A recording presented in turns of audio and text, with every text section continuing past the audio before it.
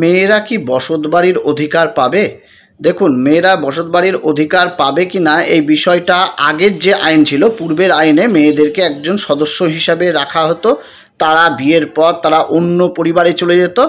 তাই এই উত্তরাধিকারী সম্পত্তির ক্ষেত্রে মেয়েদের বিশেষ করে বসতবাড়ির তো অধিকার একেবারেই ছিল না পূর্বে, কিন্তু 2005 সালের পর আইনটা সংশোধিত হওয়ার পর তখন কিন্তু বলা হয়েছে যে মেয়েদের বিয়ে হয়ে যাক বা অন্য জায়গায় যাক, তাদেরকে পরিবারের সদস্য প্লাস তাদেরকে সম্পত্তি যেটা রয়েছে পৈতৃক সম্পত্তি বা উত্তরাধিকারী সম্পত্তি তাতেও সমান ভাগ পাবে।